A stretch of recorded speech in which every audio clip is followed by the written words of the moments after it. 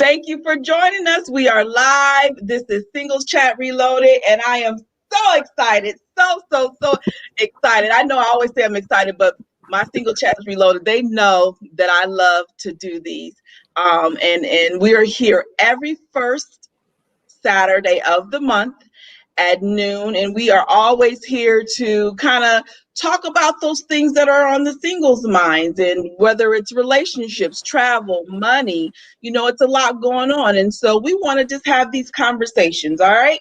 And so today, I've got a great panel of people, all right? And I can't wait to get into this conversation. I'm going to actually let them tell you a little bit about themselves. So I'm going to let them introduce themselves one by one and kind of tell us where you're from and what you do, and tell us your status. I'm sorry. Go ahead. You start, Javon. All right, so I'm Giovanni Walker. I am single, ready to mingle. I live here in Cincinnati, Ohio. I am and coach, marketing coach, consultant. I've had amazing conversations with these incredible people. All right, Queen. Oh, I'm sorry. What's the name I'm supposed to call you today? Dolores Nicolette. Okay, Dolores Nicolette. Oh. Okay, so I did not hear anything, like none of your introduction, because my face completely out. So I just said, introduce yourself. Tell us where you are, what you do, and your relationship status. Oh, I am Queen. Honey, I'm just me. I'm out here living good. I'm in Cincinnati, Ohio. Well, I'm in Ohio, but I'm in Hamilton. I am a nurse by trade. I have a couple of those. I have, the Holy Rocker Show, and then my latest so far is the Morning Queenspirations, where I come on early in the morning around 5 when I'm up getting ready for work, and I just really feel that a lot of us need some encouragement, some inspiration, and so that's what I give. And I want to encourage everybody, inspire everybody to deeper with the Lord, and if they don't have one, I'm trying to inspire them to, because once you have a great relationship with the Lord, your life, you'll go through your tests and trials, but your life is so much better.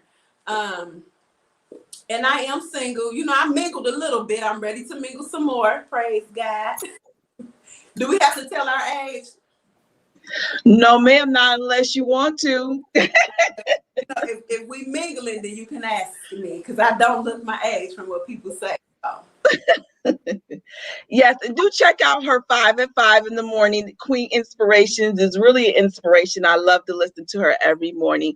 She'll get you going, honey, if y'all need some encouragement and you need to get started. So tune into that. All right, Michael, tell the people who you are, or where you are, what you do, and what's your relationship status. Good morning, everyone. I am happy to be on this panel with these beautiful Black women. My name is Michael Prison, originally from Pine Bluff, Arkansas. I currently live in Little Rock. I am the CEO and president of Eminent Financial Services. And my relationship status, I am currently in a relationship. All right. Nice. So we just gonna get on into this. So I just want to make sure I tell my audience out there, we always love audience interaction. So please drop your comments, drop your feedback, ask us questions. We don't want to just talk to you. We want to know what you have. You might throw a wrench into our conversation. Okay, so go ahead and make sure you participate. And so thank you so much for tuning in again. This is Single Chat Reloaded.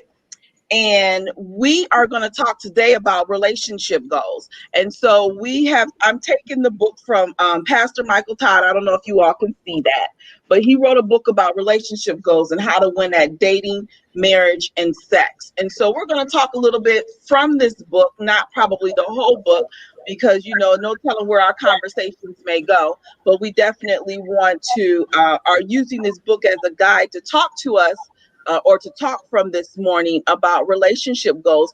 Welcome, welcome, Pastor Dolores. Good afternoon. Hey, Anitra. Thank you for joining us. All right, so I first want to start out the conversation just with at the beginning of the book, because Pastor Michael Todd, he talks about his first chapter is taking aim, right? And he starts with, which is about having a goal in mind for the relationship, but how we sometimes miss the mark because we weren't taught about relationships. And so I want to ask you all to start this question out. Where did you learn about relationships and what you would want in a relationship? Where did you take your notes from? Well, sorry, I took my relationship well, really almost nowhere. Because I mean, my mother, she was married and she was divorced. We were like 2 or 3. So I didn't get to see that marriage relationship in the home. And then like people around me, before I grew up, people around me, they were just, boyfriend, girlfriend for years. So it wasn't like, marriage. But then when I started going to church, you start seeing, well, when I started paying attention to relationships in church, you start, you see marriages, but it wasn't always good marriages. And then as we get older, it was always, we were pressured into being in a relationship when it was never taught or nothing was ever, I mean, you saw husband and wife, but then you kind of came to your own conclusion as you saw them like out in public, how they would react with one another if they did. And then you would always see the kids, and the kids were always dressed nice, but I didn't see really anything too much close up until my best friends got married. And then I would see their marriages coming to overflow. I saw a lot of great marriages, a lot of great relationships. So I guess it just started when I started paying attention to relationships at church.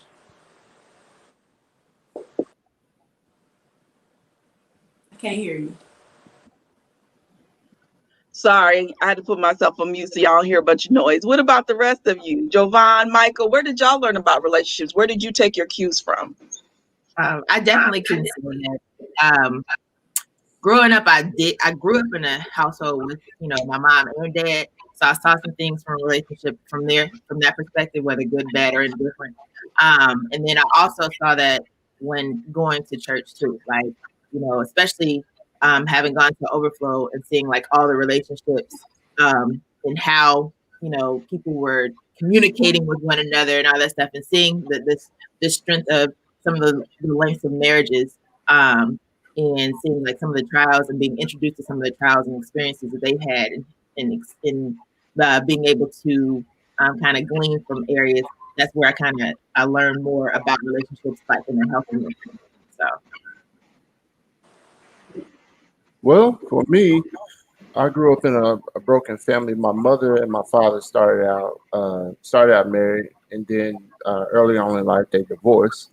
As far as that, I grew up in the house with women, my aunties and my mother and my grandmother, and all of their children. And so, for me, it was more the relationship from a family dynamic. You know, you learn to care for your family. You learn to care for another person, whether that's a man or a woman, and you kind of just build upon that. The other thing about relationships that I learned is more about friendship, because you want to have somebody that you can confide in, somebody you can talk to and share your deepest, your darkest, your insecurities, whatever it may be, so that you can feel comfortable in the world and mainly go on to feel significant. So, and then just like you ladies had just mentioned about church, and just getting into the Bible and understanding God's purpose for all of us in terms of how He never wants didn't create us to be alone and wanted us to have that mate, and then find your own purpose to say that you know you want to have this type of person. So for me, just like you, family, friendship, and church. So I would say that I think I'm more like Queen. Well, I may have started out like Javon, and then I end up like Queen. I saw a lot of marriages in church, but then a lot of those marriages fell apart. So then it's kind of like where do you learn how to make a marriage work?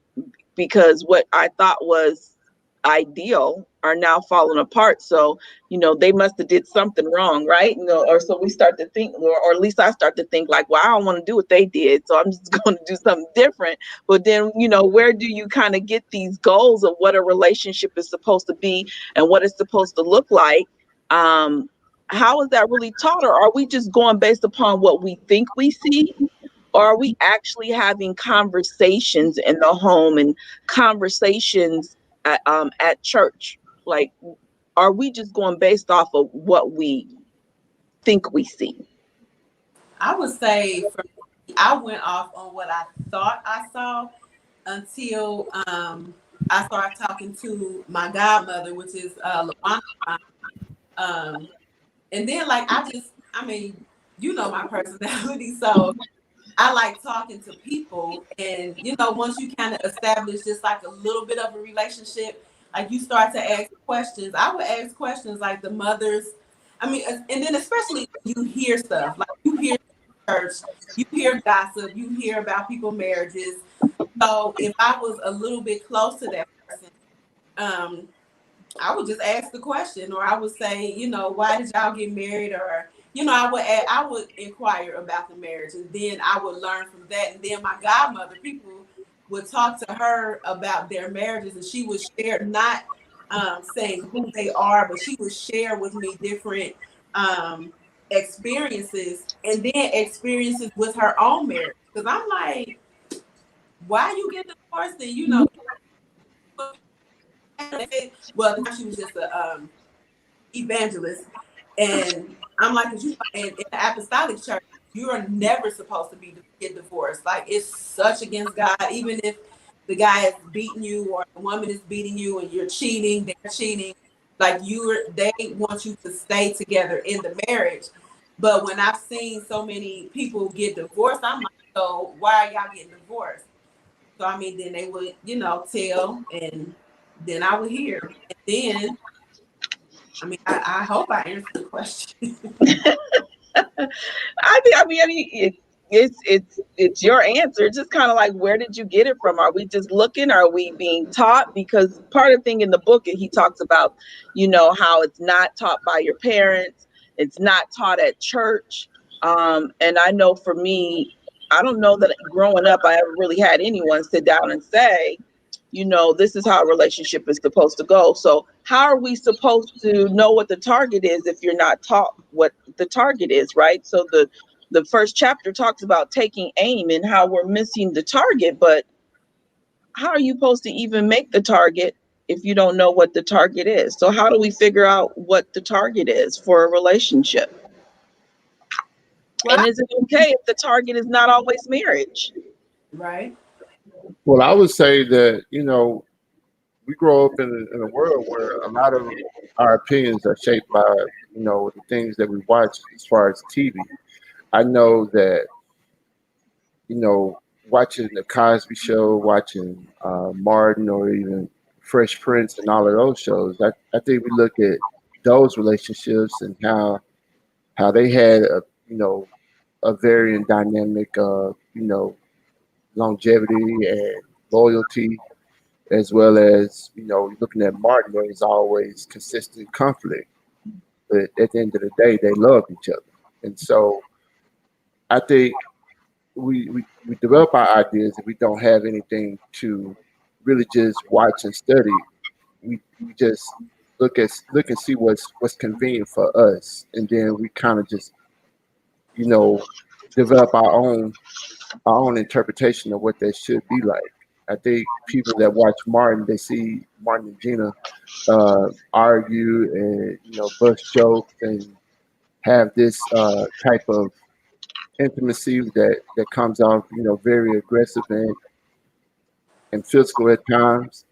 That they look at, well, if we're not arguing or we're not doing this, then we're not going to be good together. Or if they have the dynamic of looking at the Cosby Show, where you have a man that's going to work and a woman that's professional, and then they come together, and she's always restricting him from something that he wants to do, but it's for the good of himself. But she loves him, and therefore he take care of her and she take care of him. So I think for a lot of this, that there's not no true answer to really provide to that question, because it's so many things that we can really look at, and it's all about our own self-interpretation and what we truly value. I would have to agree, like that. That's social influence is a big deal. Watching TV, you're seeing those relationships and all those things, and then seeing things within your own family. Like, I don't like that. I don't want that. Or I love that. I want that in just based off of the values, the morals, the principles in which you as a person decide to live. And generally, like, that's pretty much how I look at it, because even if in not even like romantic relationships, but just friendships and business relationships and things of that nature, it's like you look at who you want to interact with and how you feel like that interaction is going to feel to continuous growth. And so that's just how I see, based off of my morals, based off of my ethics, like based off of certain principles.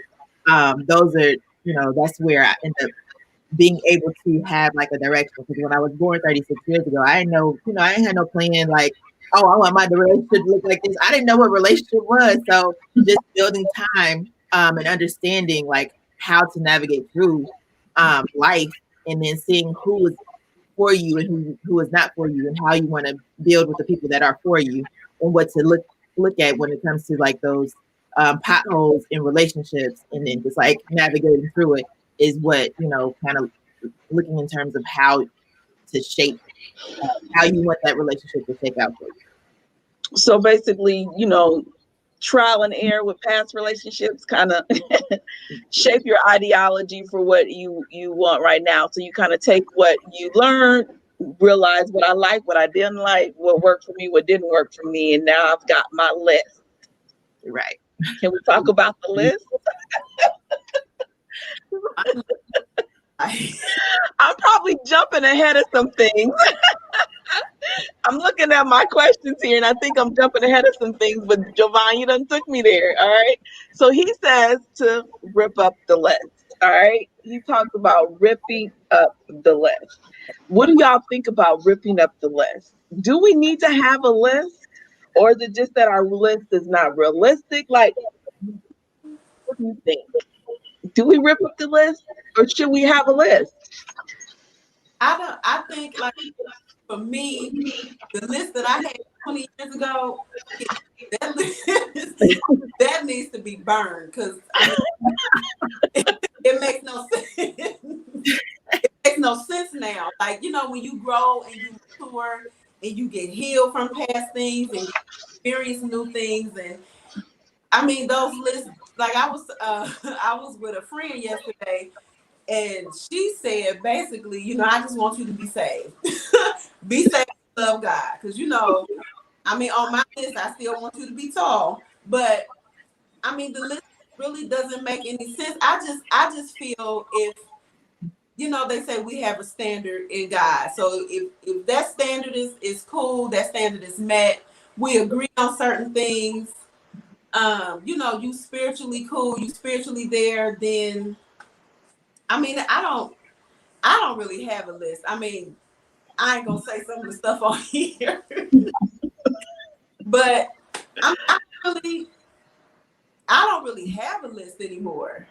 I mean, there's things that I want. There's things, because I'm 44, so I expect you to have your own things. It's just things that you expect the person to have dealing with the age.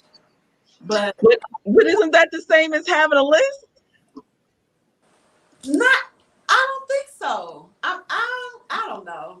I mean, Is requirements versus a list. What is the difference? Like I don't know. Like right? Because I mean, I don't know, Joe. I mean, is it some things? Being my age, I would require you to have your own stuff. I don't know. Listen, Tamika says the list gotta go. Tamika, I think you told me that why you think the list gotta go. I learned that God gives you what you need, not what you want. I disagree. You disagree? Yes. Okay, then talk to us, Queen. So God gives you what you need, right? I believe that. I agree with that. But when people say God doesn't give you what you want, that's a lie. Because don't the Bible say that He gives you the desires of your heart? That's what you want. So when you're going through those healing stages, and then you're being more mature in Him, those desires will change, and then you will desire what He wants you to have, but you still want it. So He gives you what you want as well. I'm adding on to that. God definitely gives you what you need, Right. but a lot of times it may not be exactly what you want. And I don't know how to view this. I normally view this like it's okay. God tested me because because I went after this relationship. I was pursuing this on my own, and I thought this is what I want. But then you get in the relationship, and you're like, well, but dang, I got this. We good here, but this is terrible. And so you be evaluating your decisions, and you like, and I guess that's where it comes from, ripping up the list, because you come in with requirements saying that they got to be this, they got to be this, they got to do this. If they don't do this, then I'll see if I can lower my requirement and be able to work with this.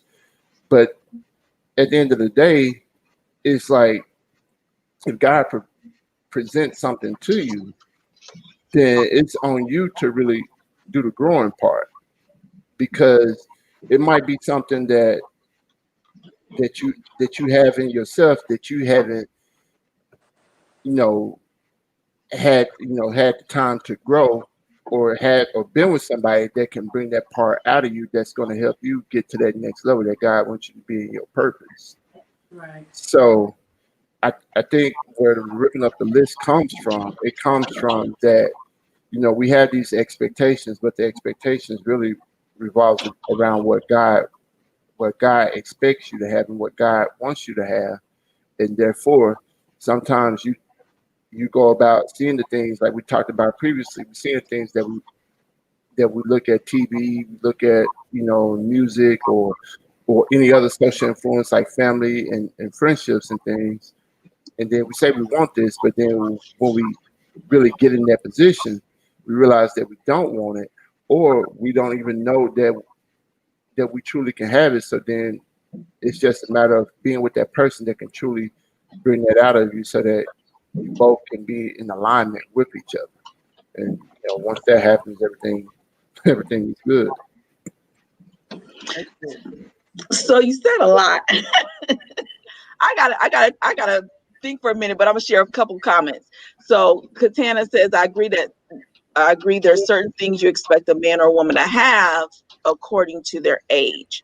But what I'm hearing is that, we have a list, but the whole thing about ripping up the list is really ripping up our list, if I'm hearing Michael correctly. It's about ripping up our expectations and what we're looking for and what we want, and more so looking at God's list of what it is that He needs and what He wants us to do. Is that fair summary? Okay. And Katana also says that He will put it before you, but you choose. So I guess it's like, I don't know. So you think you know what you want. You think you know what you need. You think you're following what God is telling you to do. And then you get in this relationship, but it's not till you get into the relationship that you start to maybe realize some things like, this works for me, but this doesn't work for me over here. Like, this may be good for me sometimes, but this over here, I don't know. So then what do you do with that? Go ahead, Queen. I think with that, because I can speak for myself, like when we get into, first of all, like Michael said, the friendship part, and I'm glad that Pastor Michael Todd said that in the book, the friendship part is very important. Now for women, that is for, so you can let us know. Like for women, as soon as he look at us, oh shoot, well let me see who I'm about to have in my bridal party. We ain't even went on a date yet, and we planning all of this future stuff, and we're over the friendship part. So in the friendship part, you learn a lot because I mean, and like he said also in the book, being a friendship with what did he say, with intention, being in friendship, something like that. So when you're being intentional in the friendship, you learn different things about the person, and then you can learn, like, if you're able to deal with that, or you can say like, hey, Michael, why you act like that? Like, why do you do that?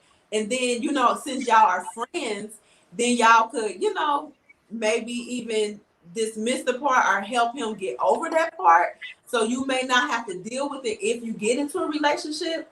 But I think you will learn that stuff all in the friendship part. But then if you want to be in the relationship so bad and you see the red flags and you go into, then that's on you. That's your fault. We got some comments here. Anitra first said that most times the things you think you want, you really don't want. Therefore, he gives you exactly what you need. And then she says, and then she had one more comment, which is, Queen is somewhat correct. However, he gives you the desires of your heart according to his will. It has to be a desire within his will for your life. So I kind of thought that when Queen had said that, because Queen, you said that God will give you the desires of your heart. That's what you said earlier. And I've heard in church that your desires of your heart is when it aligns with his heart and his will and what he wants for you. So it's not necessarily our desires of what we want in the state of our selfishness of this is what I want, this is what I want, but in the state of my heart is aligned with God's heart and his will for my life, and therefore what he desires for me is what I desire for myself. I think that's what Anitra is trying to say.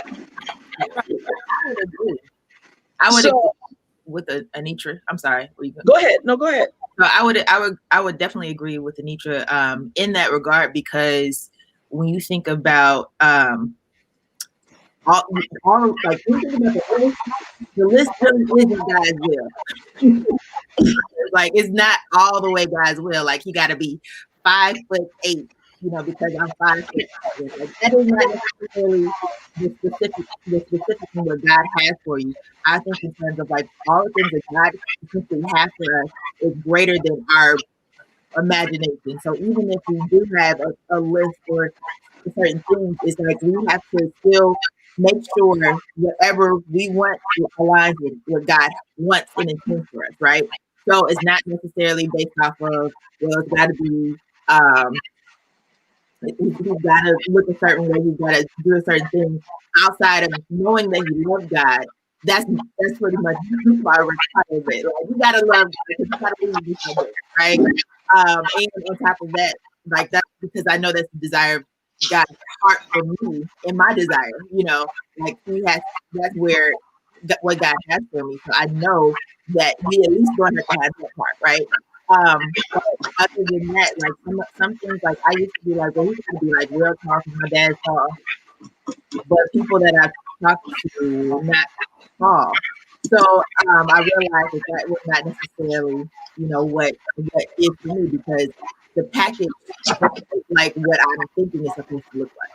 And that's one thing that I have to realize, that every package that God has for me is not going to look like what I think it's supposed to look like. But I don't know how to do that. So I don't know. I kind of heard it too. We're somebody said they're getting some feedback from your microphone, and when you're talking. I mean, I could hear you, but there was kind of like a muffle and an echo. Sometimes a muffle, sometimes an echo. So I don't know if we want to check that. Yeah. So thank you. Yeah, we're getting a little bit of feedback.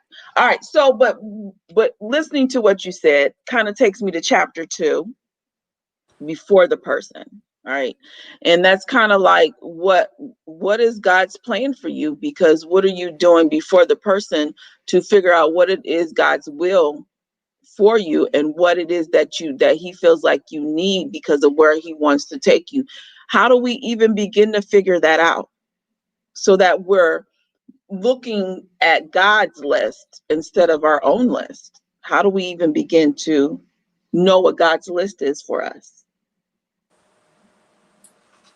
Pray, fast, get a relationship with the Lord. He'll let you know. And when you talk to him, when you're open with him about, your wants and your desires as far as being in a marriage or being in a relationship, I mean, he'll guide you.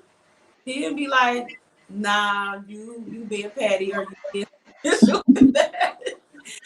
Or he'll tell you like, nah, you need to just wait a little bit, chill a little bit, you need to grow some. He'll tell you have to have a relationship with him, and he'll let but you have to be open.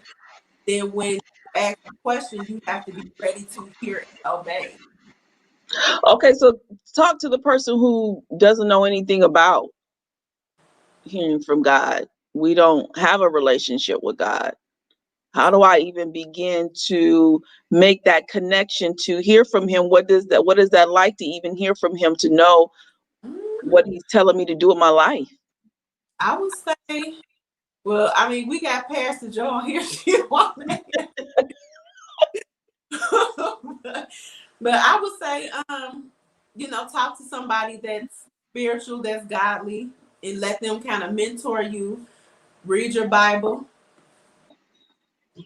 Were all three of you raised in church? I was. I definitely was. I'm sorry, what you say, Michael? Partially, my dad's father was a preacher, and I grew up Catholic on my mother's side. So missionary Baptist on my dad and Catholic on my mother. So I had both sides. So how did you take that, coming from having two different religions and then being able to kind of build your relationship with God to hear what it is that he wanted you to do with your life? Well, for me, coming up in the church and everything, you hear a bunch of things. The most common thing, and just like Pastor Todd mentioned in the book, was that no sex before marriage, and so when you hear these things, you kind of like, well, I'm gonna go up and try to do this because I want to be what's what I'm looking for, be acceptable in the eyes of God. So you try to do everything because you mostly grow up fearing God from the standpoint that God is the order and the creator of everything that you desire, and if you don't do right by Him, He will smite you. So that fear alone just created the level of action to where you want to obey and do things to where it's pleasing for God. And then as you get older and you start dealing with a lot of realistic things, because of the things that you hear in church are not always the things that you see in the world.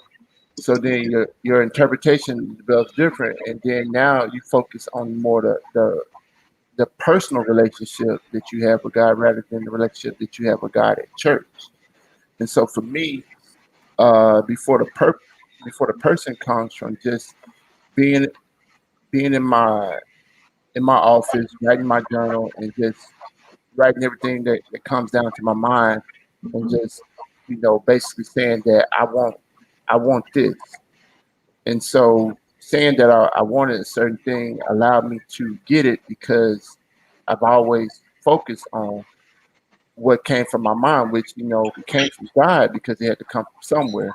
And so just being in that meditative state and praying about the things I want, the desires of my heart, basically, and just continue to repeat and see that every day to the point to where my life started to move in that direction. Not on its own, but it just happened.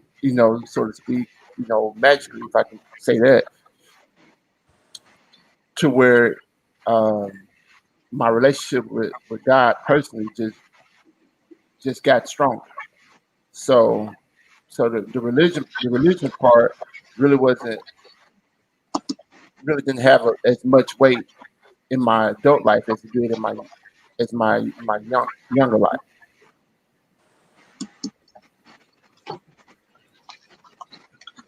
I'm so so I was when you were talking, it was just making me think about the fact that so sometimes we get a lot of our ideals about relationships from what we see, whether it's sitcoms, movies, and but then we're going to church and we're kind of hearing about God, and you mentioned how the two can conflict, right? What you're seeing out here and what they're pushing and all the sex and before marriage, and over here you at church and they're saying no sex before marriage. How do you all reconcile that thing? Because it gets very, very easy for you to, when you're seeing this more than you're hearing, when you're seeing this more, the sex, and relationships is gotta have sex, and that's what you do when you're in a relationship versus no, save yourself, don't have sex,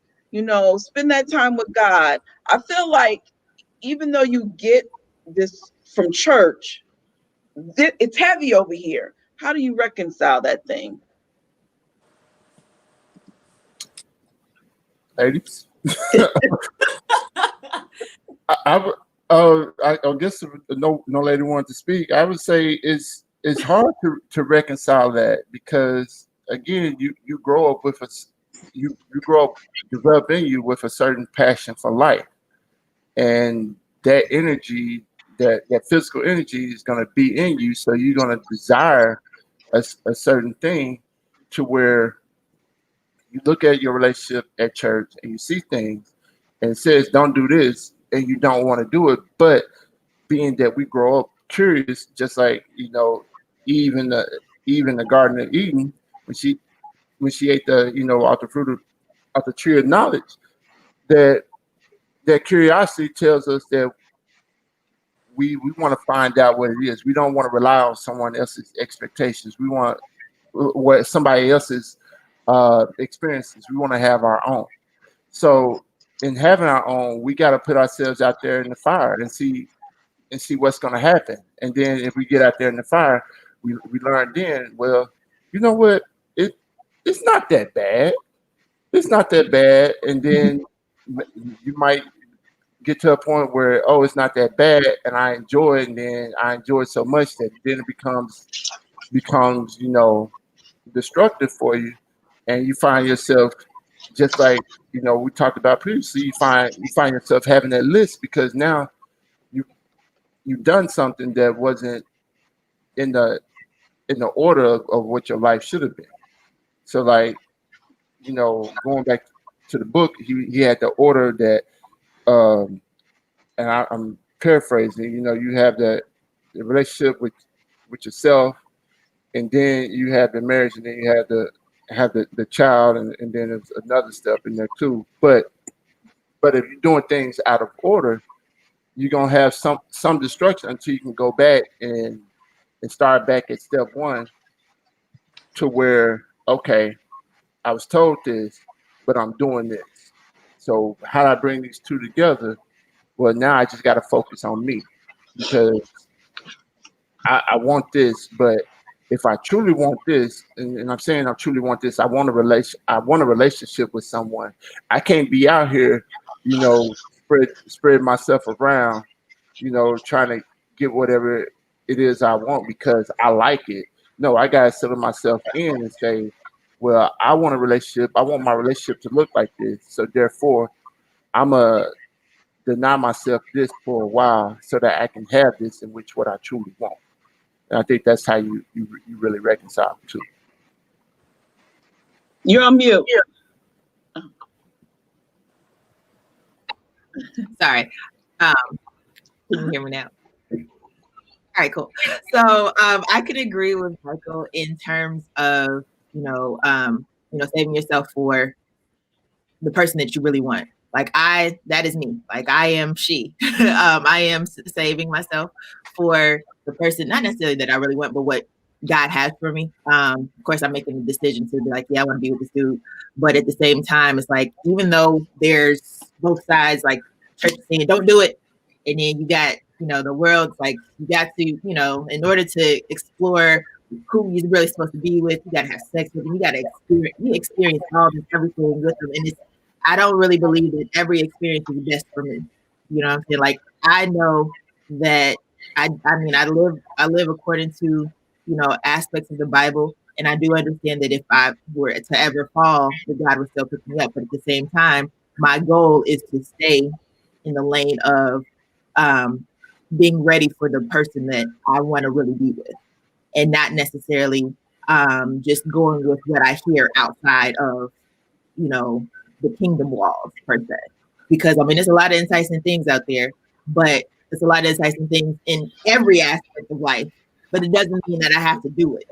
It doesn't mean I have to go with it. So it's just knowing that I can be girded in God, or God can gird me and keep me, and the whole aspect of building that relationship with Him. My relationship with God is what's kept me even today, and we thank God for that. But it's, and I know Queen can feel the situation. You can feel me on this one, but it's my relationship with Him is what's really been able to sustain me, so that I'm where I need to be for the person that I'm really supposed to be with.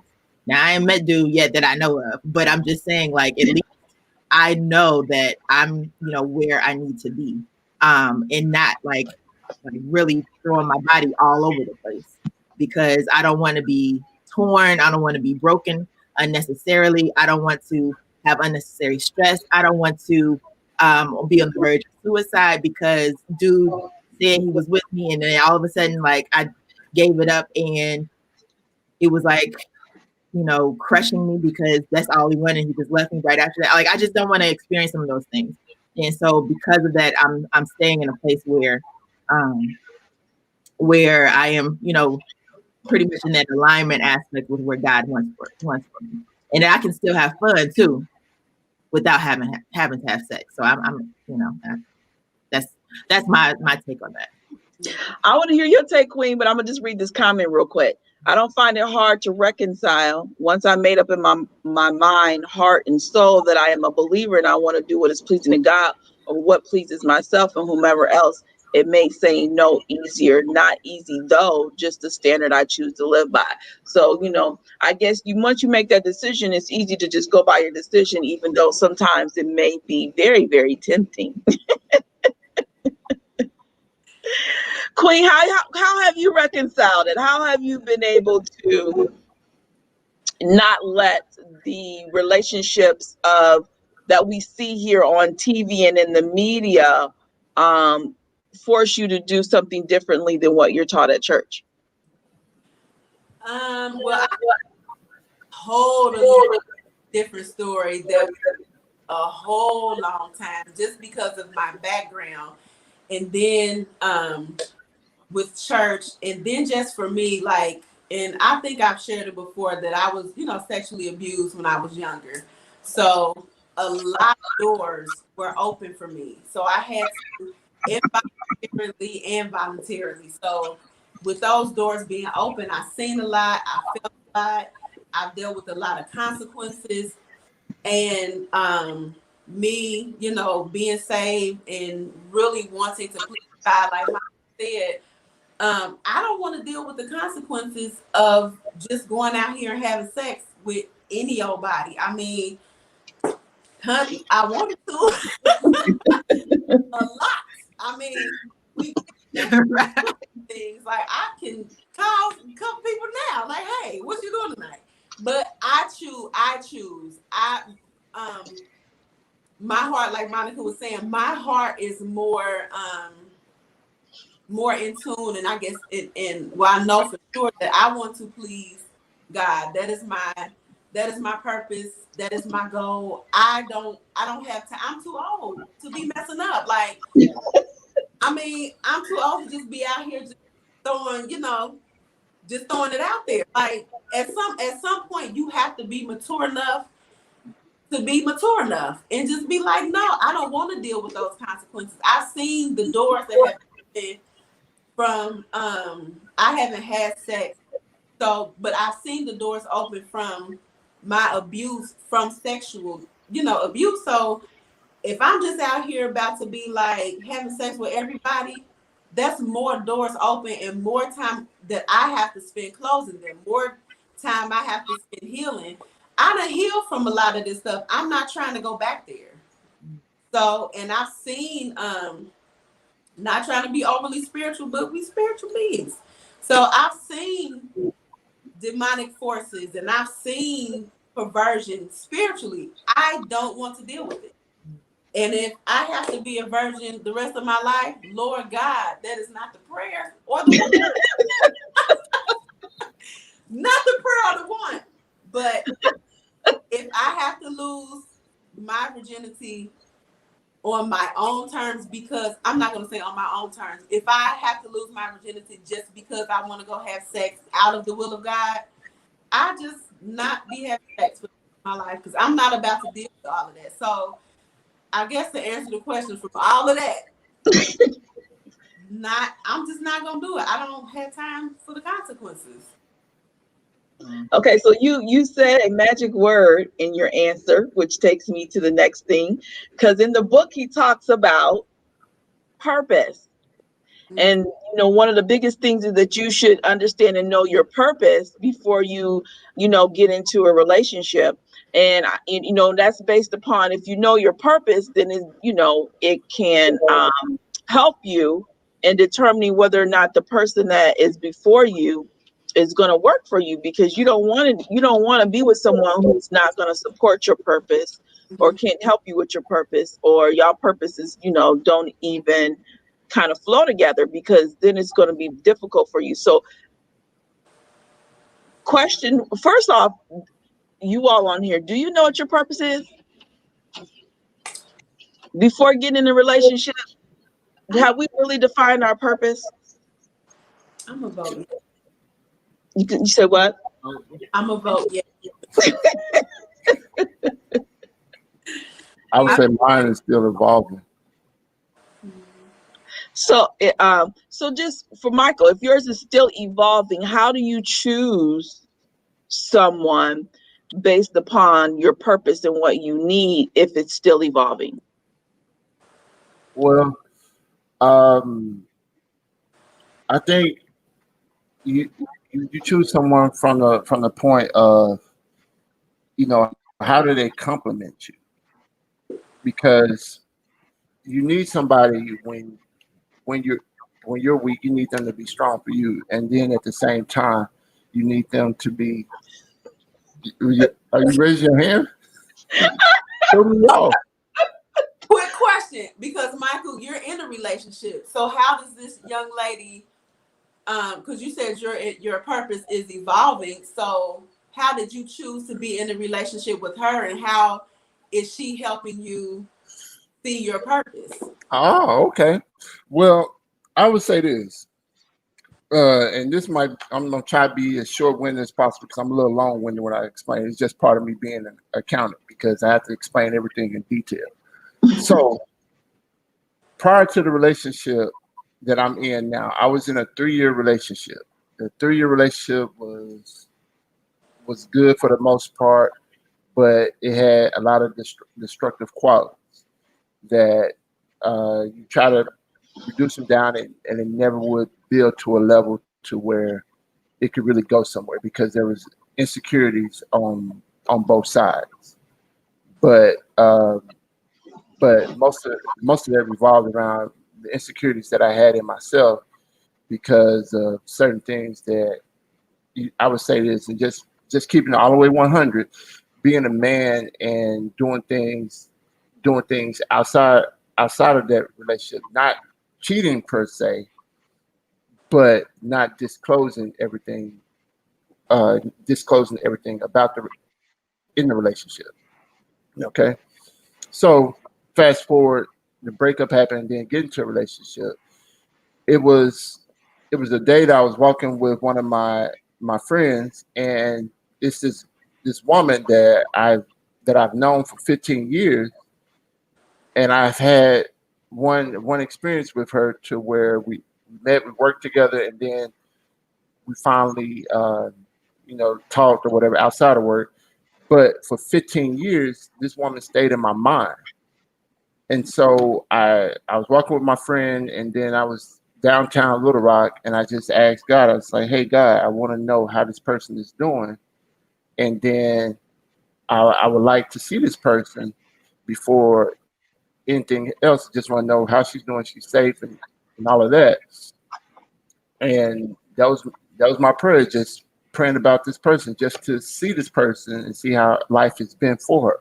So not even not even 3 months later, I get a inbox message on my Facebook, and it's this woman.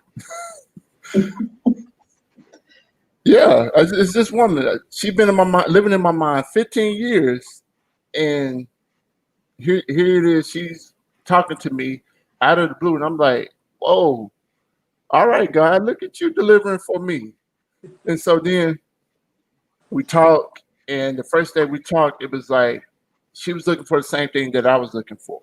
And so she was saying that she had been praying for her husband, and she asked God every day for her husband. And me just getting out of that relationship, I had a brief moment where I was out there, spreading myself around. But then I came back and said, you know what? I'm gonna get back to what I wrote in my journal, because I want to be that loyal and faithful husband. I want a wife, and I want several children. Because I see my life being in that order. So when we talked that first day, and everything that she said was basically the same thing that I want, I was like, okay. I didn't know it was going to be in you, but thanks God. And so getting back to that purpose, it's like, okay, you don't actually know what your purpose is, but Bible tells you that, ask and ye shall find. And and if you truly are devoted to God, He will give you everything that your heart desires. So for me, He knew that I wanted this, I needed this. And so being in a relationship. Hold on. When you say I wanted this, I needed this, what do you mean when I wanted this, I needed this?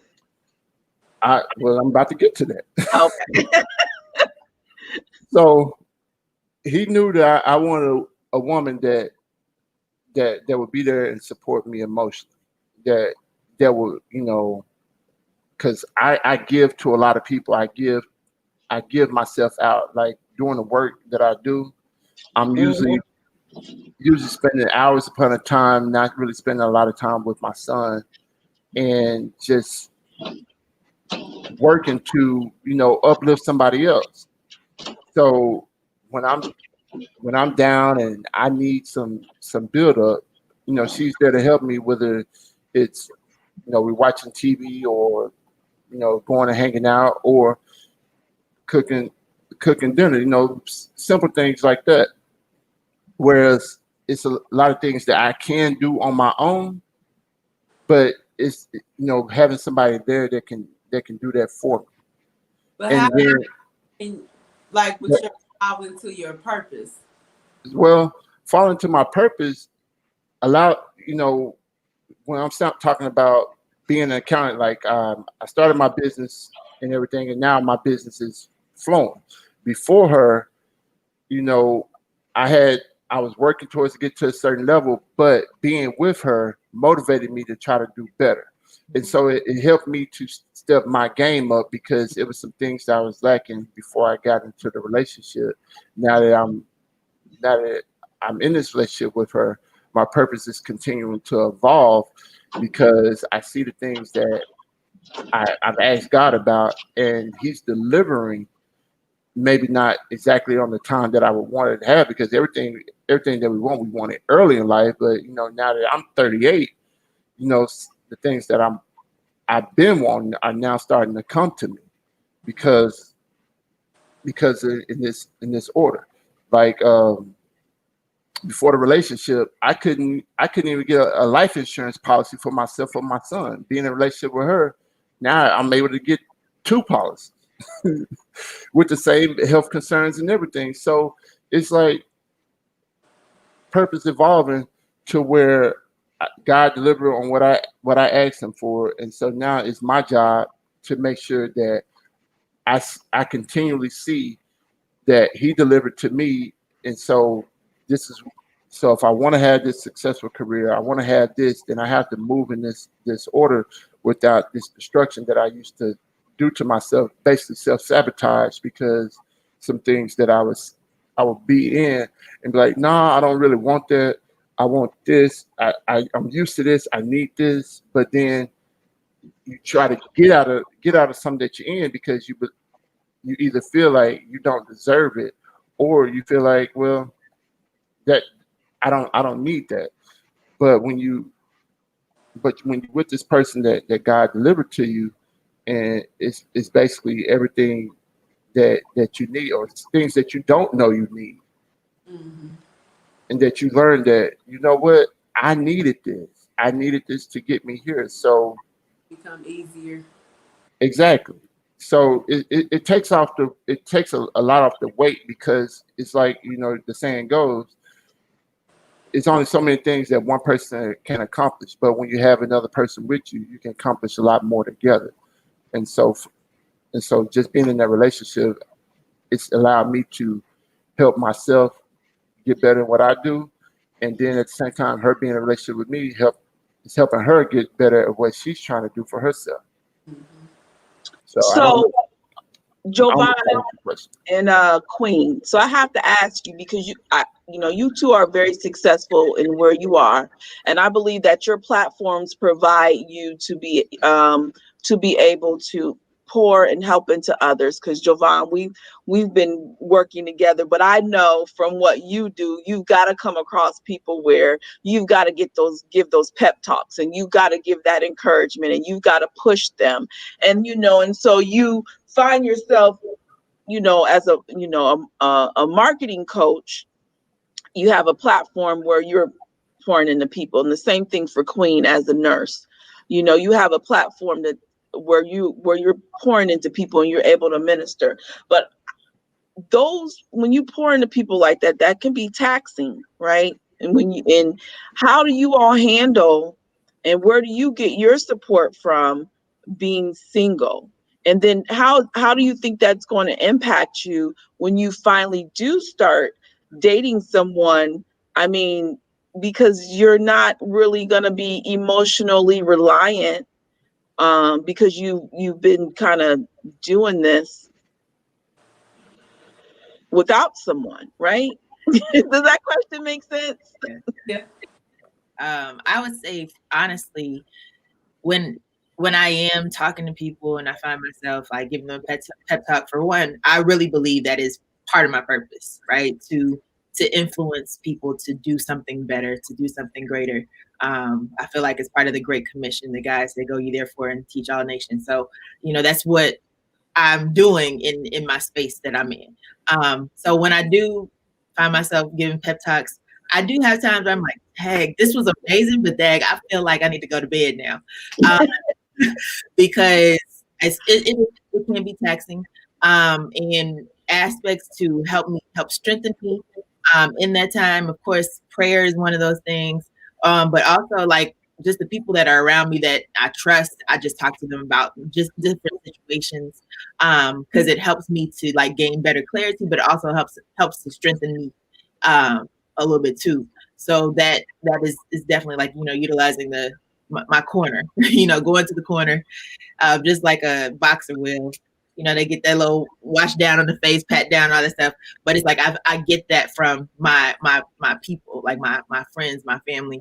And whether it is in prayer, whether it is just in conversation, whether it is just a joke, something to get me through that. And that's what really, really helps me.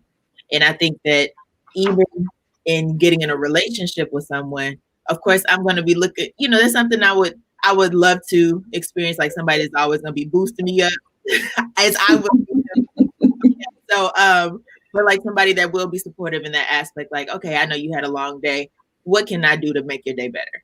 And I would definitely do the same thing for that other person too. But that would be, just to continue to build on the support, because of course, now I have it, but it's going to be different when actually being, especially in a marriage relationship, with somebody who can really support me in areas. And I understand that there might be some areas where he won't necessarily know exactly what to do, but the simple fact that he gives some level of effort, that will help me as well. Yeah. And I agree with Joe. Like for me, I've always been like a type of a caregiver, or, I love what I do. I love helping. I love encouraging. I love, I guess you could say, like the people person, really touchy, all of that. I love doing those things. So that comes natural for me. But I mean, sometimes, like Joe said, you do get tired. You get tired of reaching out, because it seems like you're the only one that's pouring. You just constantly pouring, and even though it's natural, you just constantly doing it, and then because like some days I am really exhausted, where I'm just like, I get off work at 3:30. I'm ready to go to bed at 5. Like I am tired. But I have like have y'all met my best friends? My friends are the bomb for me. They are perfect for me. So they can hear me when I'm quiet. They can hear me when something is going on. And we could not have spoken like 2 or 3 days, but they hear me and they pour into me, or they're like, especially I don't want to get into name calling, so I just one of them, he'll call me like, "Hey, Key, like, what's going on? You okay?" And we'll talk, and then, sometimes she'll say, "Is anything else going on?" So, I'll talk to her about it. I have a therapist. I talk to my therapist. Praying and fasting, I do that. I go for walks. Like, I'm a people person, but like Joe said, that's very draining at times. So we do need our time alone. Like, I have to go take a walk today. Just because, I need that alone time. Sometimes we need to regroup. We need to talk to ourselves sometime. That's about it. Oh, but you were talking about with the boyfriend and the husband. Listen. Like I said in my quiz question yesterday, I'm tired of being dependent on me. I don't want to continue to be dependent. I want to call my boyfriend, soon to be husband, like, babe, like I want that type of best friend relationship with my man. And like Joe said, sometimes he may not know what to say, but I know my love language, which is quality time and physical touch. So come over here, or I come over there, or we do something. Let me lean on you for a minute. Like, we don't have to say anything, but just the fact to know that you're there, that I can trust you. You have my heart. You have my best interest at heart. That's a load off of you already. So that's it. All right, so we're at the top of the hour, but before I go, we got to talk about goals in singleness, okay? Because in the book he talks about that's the goal. Huh? I said to get married. That's the goal. Well, he talks about in the book there's levels, and our progression of intimacy. If y'all are familiar with the progression of intimacy with Larry Scott and Anitra Scott, they talk about those levels of relationships, right? Mm-hmm. And so it starts with singleness, and then, in the book he says dating. Progression of intimacy says courting, and then you have your engagement. I can't even find it in the book, but my question is there different goals at every level, or is we just trying to that's when I meet you, my goal is to marry someone. So if that ain't the goal, this ain't gonna work.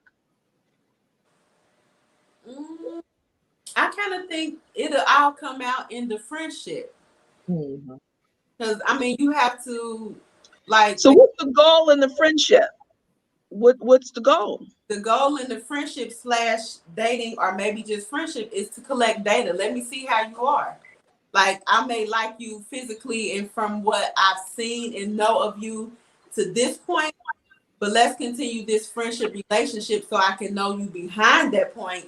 And then if we on the same page of wanting to like be together and solidify that girlfriend boyfriend relationship, then let that be the goal. So then in that dating courting part, again, you're still getting to know this person. And I guess it kind of depends on you and him at what goal y'all trying to meet. I mean, of course, like if y'all are, this is my mind. Of course, if you all are dating or courting, then the goal is marriage. But like, as far as other goals go along in that relationship, I guess that's up to each individual, if that makes sense. It makes sense to me. Anitra says, yes, friendship is a collection of data and it establishes a foundation of relationship without emotional intimacy. Mm-hmm. So so they passed the friendship stage and we decide we're going to the dating stage. Matching outfits. Huh? What'd you say? Matching outfits. Yes, that is the goal. Matching outfits. Okay.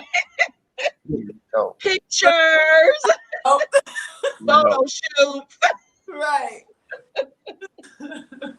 And we can't forget the food, y'all. Y'all know I'm a foodie. The food too. Yep. All the restaurants. Right. Look at So but you're dating now, right? They passed the friendship stage. You feel like you've collected enough data, and we're dating. And really, when we're dating, is that intentions to get married? Is it the intentions? Is our goal to keep progressing here? What are we doing in this dating stage to determine whether or not we should even get to the engagement stage? Or when you're dating, is that we already know we're going to get engaged because you done already passed the friendship stage to get to dating. But that doesn't mean you're going to get engaged. For me, and then I'll be quiet after this.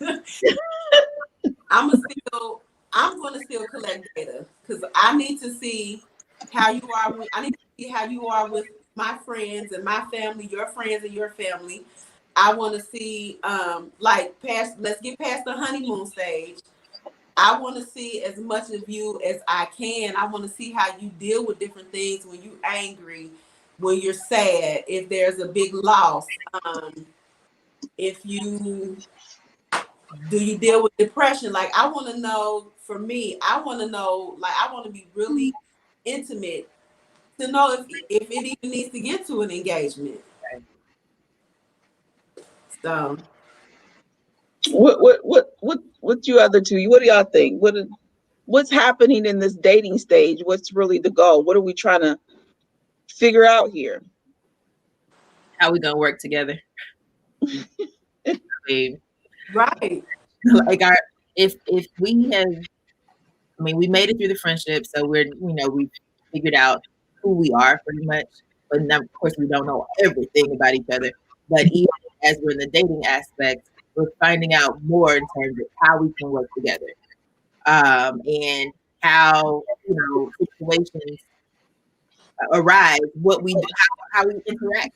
Because even in friendship, like, I'm not gonna know a lot of things until I become a little bit more intimate with the person. So that's the same aspect within the dating piece. So we're gonna find out more and more to see if this is the right path for us to go. I really believe, once we are in that dating stage, we are like, our goal is that we would eventually get engaged. But let's see how we work to get there. Okay, so that's my answer there.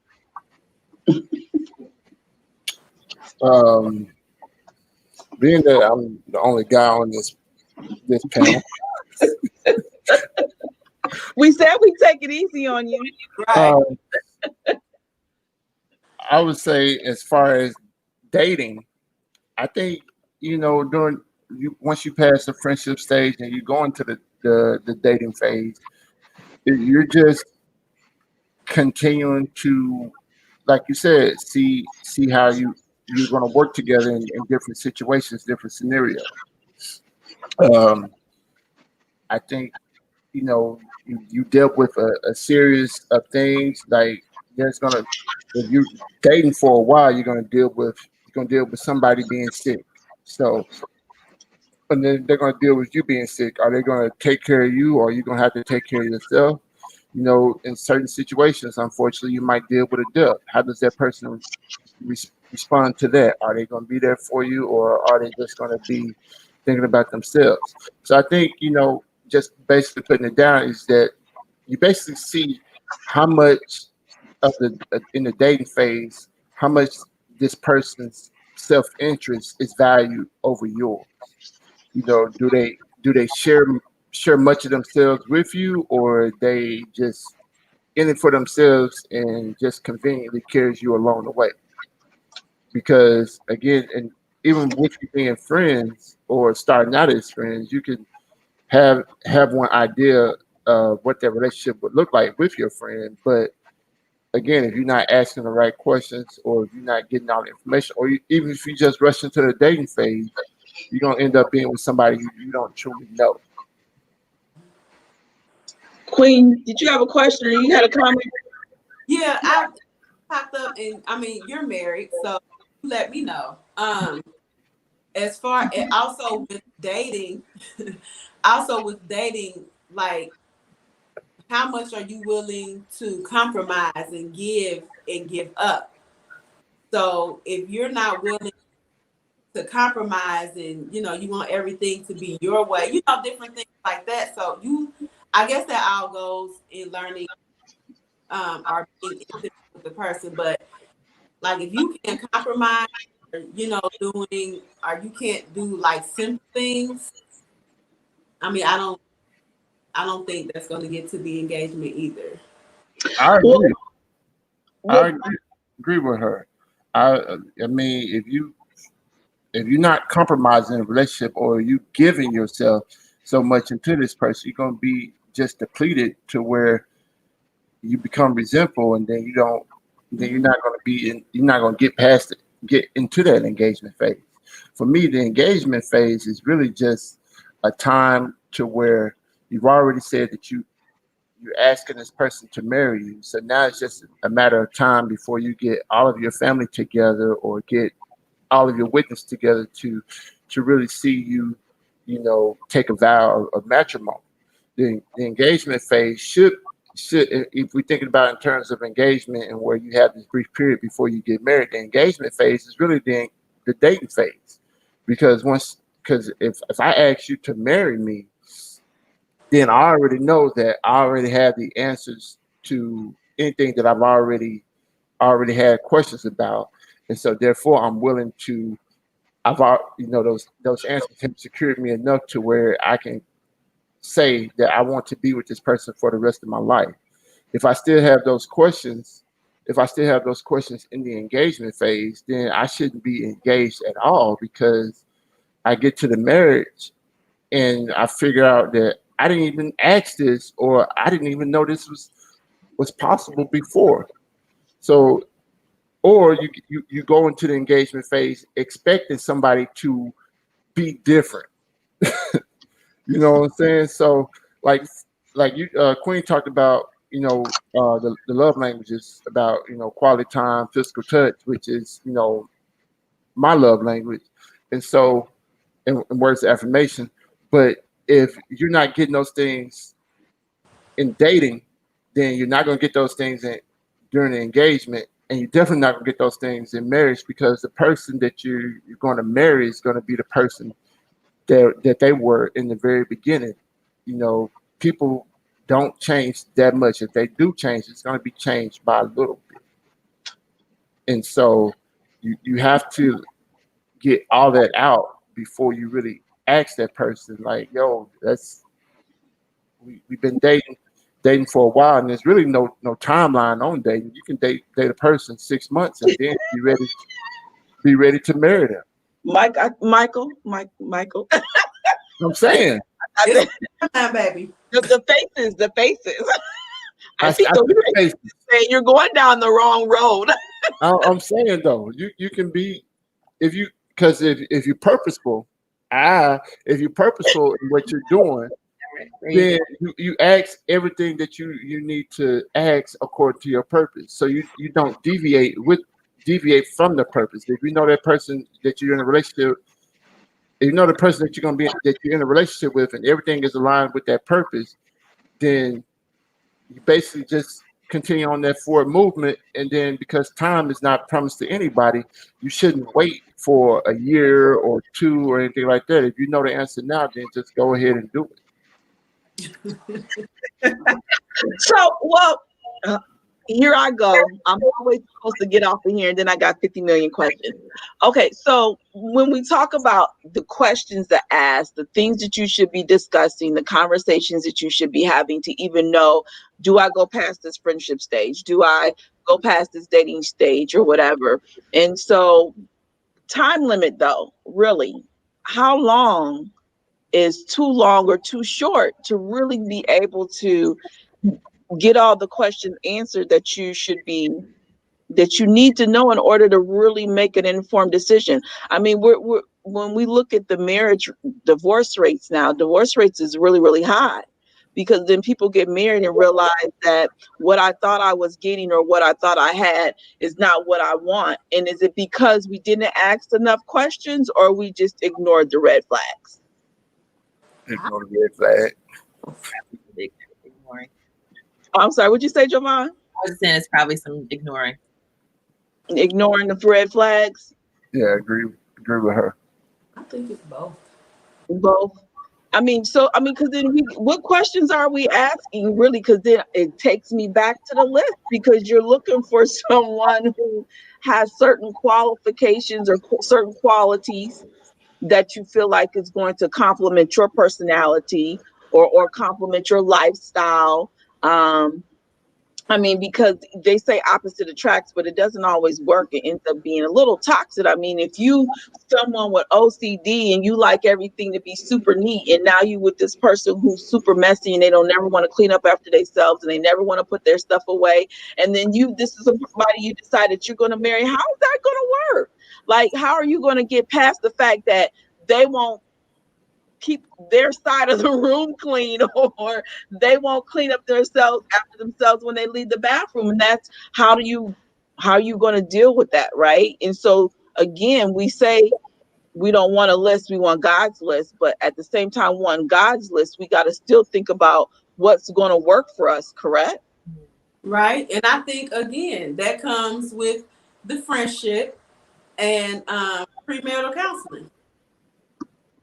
Also, I believe, like, when you're dating, I think, and if the intention is to move to marriage, I think each person should have like that they talk to, and then maybe a couple they talk to together to talk about those issues. The apostle wants to jump in here. I don't know how I missed this comment. Sorry. He says, this is Apostle, and I have to get in on this since I'm the originator of the progression of intimacy. Let me share that my basis was that dating is American, not biblical. He is right in that there is no time limit on the phases or steps in the progression of intimacy. Really, Apostle? We got to have you on here. But now I got to know. Like, Apostle, he also says, and Apostle, if you still on here, correct me if I'm wrong. He also says that you should not be dating for a long time, Right? And the engagement for a long time. So there's a time limit there. That's right. It said the acquaintance stage is where you get most of your answers. but they won't necessarily come during the dating stage because all of us put our best foot forward, and you will never know the real person until you have made a commitment in marriage. So, Apostle, is there no way to ask all the right questions and have the right conversations and really get to know someone to know that they're it? Or is it now I'm just only gonna get part of this, and then I get married, and then the bomb drops, and I'm But stuck. I agree. I don't think you'll never get to know anyone fully until you live with them, until you marry them. But you will know, I think you will know a lot though with the friendship. I guess that's what he's calling the acquaintance. But with the friendship, you get to know, you get to know a lot. With me, I'm gonna be transparent, and maybe my transparency might run them away.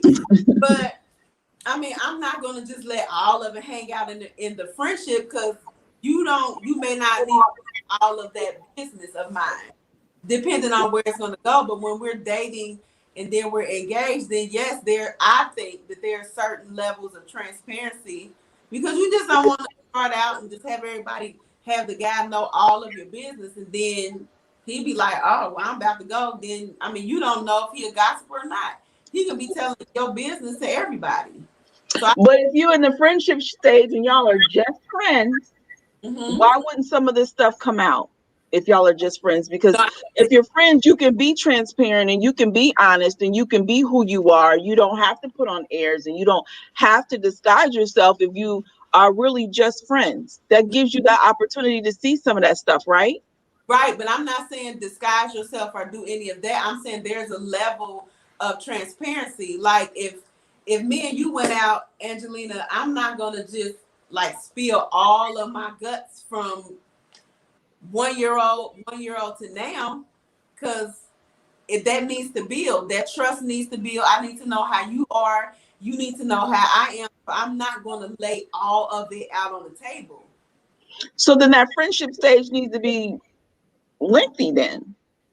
It can be. Till you get to the point where I'm gonna lay all this out and they're laying all this out and we're able to talk about these things and we're able to have these conversations, and there's no airs that we're putting on because there's no expectation. We're just friends. But There's no really, because when you're friends, is there really an expectation that this is going to go to dating, or are we just friends? We kicking it, we hanging out, we're having fun. But I said intentional friendship. If we're being intentional or purposeful to move to dating. But if we just chilling, then I ain't about to tell you all my business. We just chilling and we having fun going bowling or whatever. No, it's gonna be surface and kiddie pool. But like if we're intentional to dating, like I want to see how you are to get to know you. To get to that point, then yeah, we may go to 5 feet, might go to 9 feet. But I think for me, there's a level of transparency for each level of friendship, dating. Then by the time engagement, I think you should know mostly everything. Okay, Apostle says I don't believe in dating, period. You shouldn't court a long time. There are 3 people in the one in same person. I'm putting my best foot forward first. I'm a different person at the altar. The real person only shows up in the marriage. Only in a group do you get to see how a person really is, because the way we respond to people that we have no romantic interest in is the way we really are. Right, and I said that earlier. Like, have them around your friends and family and all of that.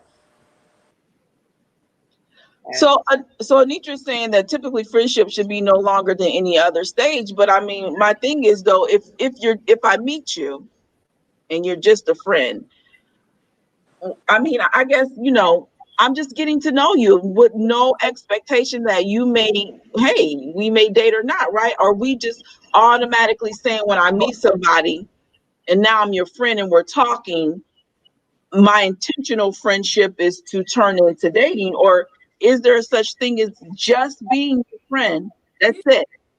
There's no thought about whether or not we'll ever go anywhere else other than just being friends. Does that happen? Platonic. You could be friends in And okay, if the conversation and ends up happening that you want to do more than being friends, but in the beginning, it's like we're just building a friendship. I'm working to be your friend. You're working to be my friend. Let's go to the mall. Let's have friendship fun. Okay. Right. So that's all. Like that's what the initial stage, because it's just like meeting a new person of any whatever.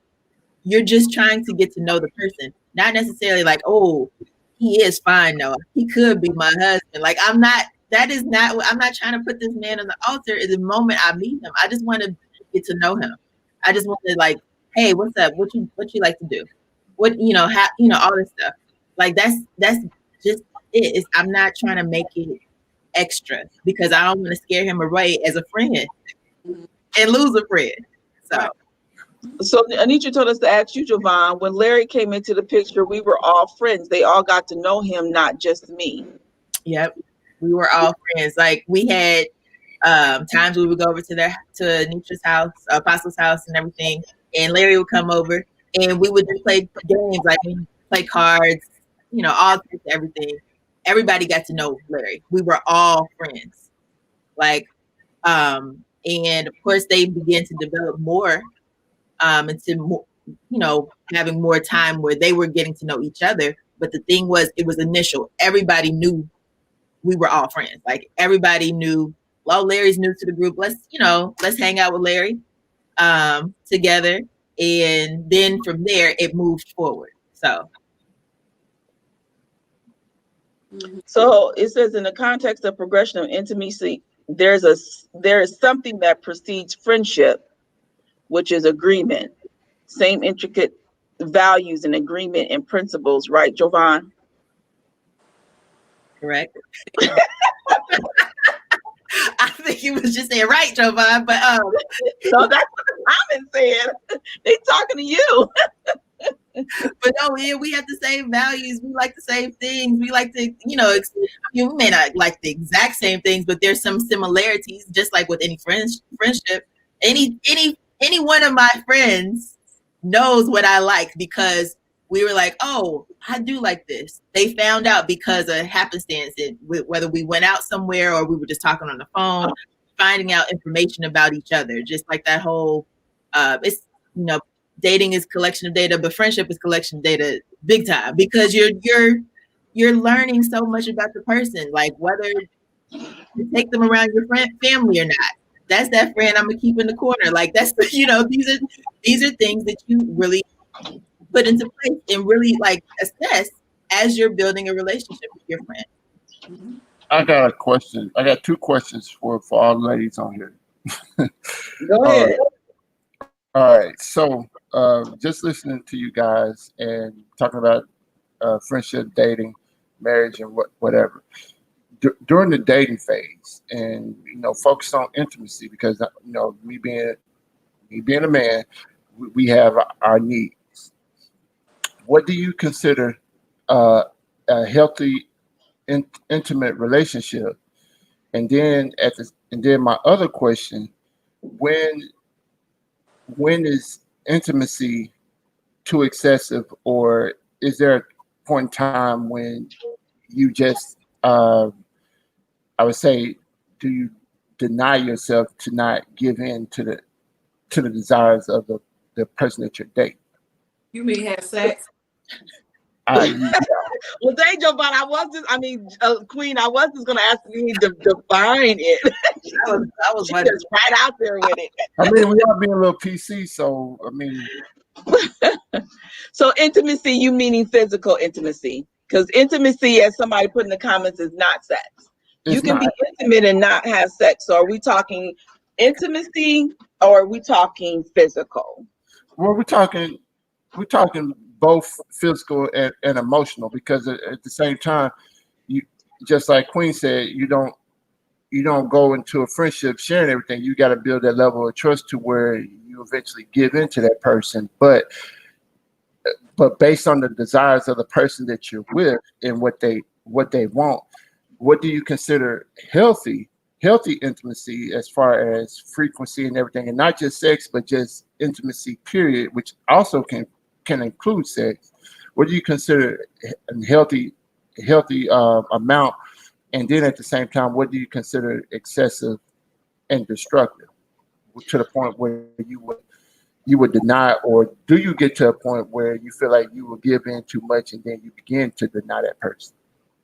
Well, I think it goes back to what someone put in the comments, which was there has to first be agreement, right? And so in that friendship stage, we should already be in establishing where we are as far as our boundaries and what we're willing to do and what we're not willing to do. And so as you continue to go through the progression of those stages, why would that change, right? If we've already established beforehand, before even getting there, that this is the way it's going to be, these are my boundaries, and we've all agreed to that, then why is it because I'm at this stage it's going to change? Does that make sense? It does. So I just think that from get-go and from jump, from the beginning, you have to set that boundary of what you're willing to do, what you're not willing to do, what you're capable of providing, and what you're not going to provide. And then no matter whether you're male or female, you have to be willing to not cross those boundaries just because the person changed their mind.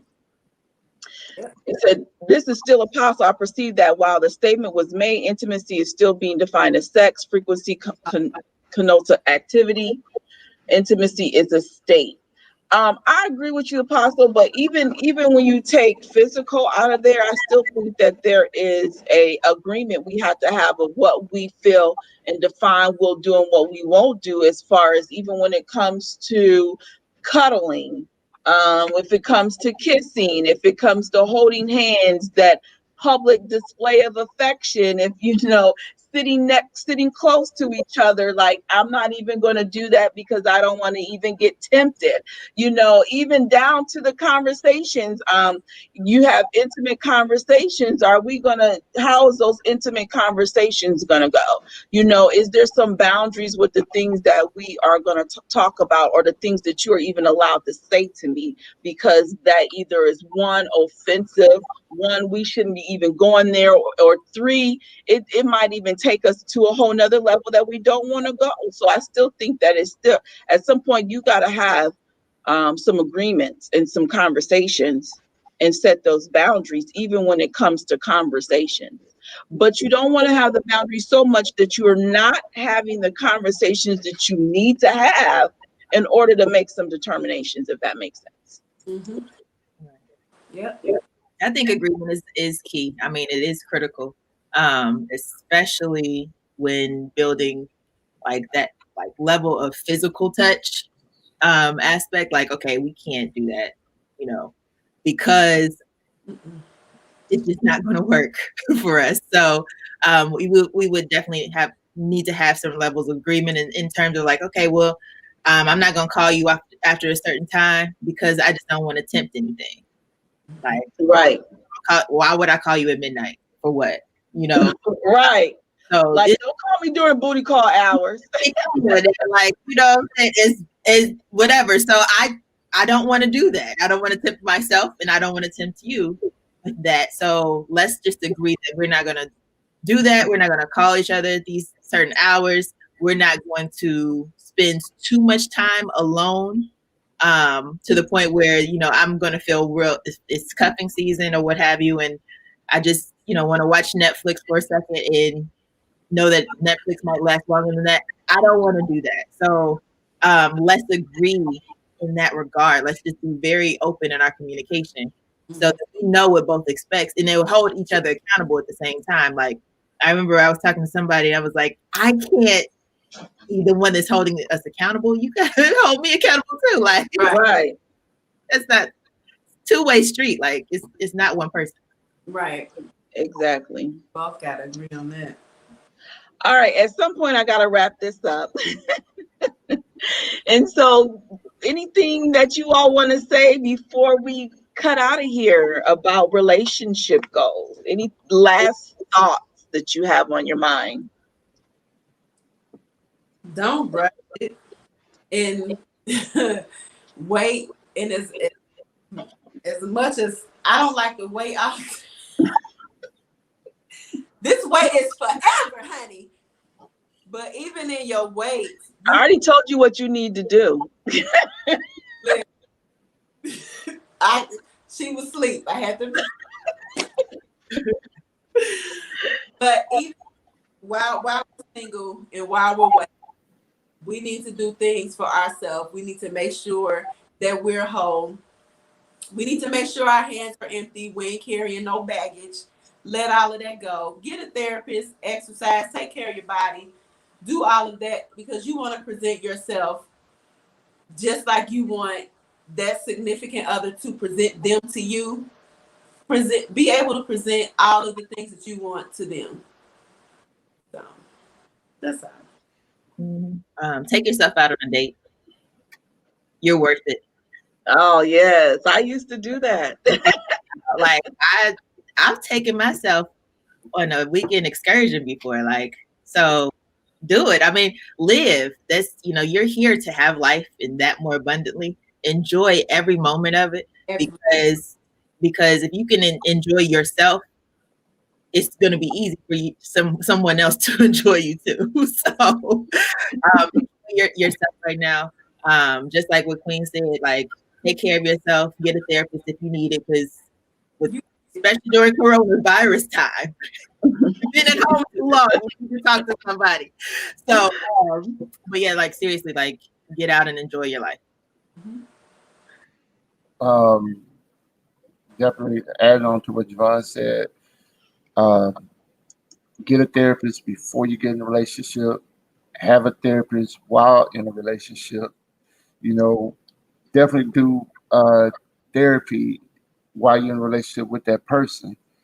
And then at the same time, just continue to ask all the right questions, pray together, spend time, in church if you can. If you don't go to church, then maybe watch some on TV. Spend time watching TV, cuddle, hold hands, kiss, make out, experience all of these things that you desire. And one thing I would say is just whatever your significant other asks you to do something, don't be so quick to deny, because some people can't deal with rejection easily. And at the same time, when you reject that person, it will probably make them feel like they're not good enough to get what they're asking of you. So just be kind and courteous and not selfish as much as you can, but still love yourself first. Don't love somebody else more than you love yourself. And don't let time be a factor in your choice. That's what I got. I thank you all for your parting words. And I must say that I do agree in your singleness. Enjoy your singleness. Get to know who you are in your singleness. Now, there's some things that you may not even really know or discover about yourself until you're actually in a relationship, because sometimes we require relationship in order to realize some things about ourselves. We may not know that we're selfish until we get into a relationship, and then we find out we're selfish. But take the singleness time to really get to know yourself, right? And what you want, what you don't want, what you need, what you don't need. Because that's going to help you determine what kind of conversations and questions you need to ask when you meet someone and you begin to become friends with them, and you want to take them through you want to progress through the different stages. Then you'll be able to know what it is on your list. And then you're making asking those right questions and having those right conversations. But ultimately, what Queen says, make sure that when you're getting to know yourself, that you're actually healing from those things that don't serve you while in a relationship. Okay, because we can't expect someone to fulfill us. We can't expect someone to make us happy. We can only do that by healing and knowing who we are, so that we can bring our whole self to a relationship. All right. That's my little note for this afternoon. I've held you all long enough. I appreciate my panelists. I give them a hand. Thank you so much for a great conversation. And make sure that you join us here each Saturday, every first Saturday of the month for Singles Chat Reloaded. We are here on December 5th talking about actually the next part of Michael Todd's book, which is when do you know it's time to move on? You know, you've been friends or you've been dating. Maybe you even got engaged. Maybe you even got married. That's going to be part two. We had the first conversation back in June, but we're going to do part two conversation in December about when do you know it's time to move on? Because sometimes we're dating and sometimes we are trying out these relationships. Well, I shouldn't say trying out. We're in these relationships. We're not trying them out. Apostle, I didn't mean to say that. So we're in these relationships, but there's clues. Okay, if we're having these conversations and we're setting those boundaries, when do we know that it's time to move on? And I hate to say it, but sometimes we're in a marriage and that marriage is not probably something we should have ever been in. How do you know that it's time to move on and get a divorce? So we're going to talk about that in December. So make sure you join us then. Thank you so much. I hope you all have a blessed Saturday and a blessed weekend. We appreciate you tuning in. And as always, be unbothered. Have a good one.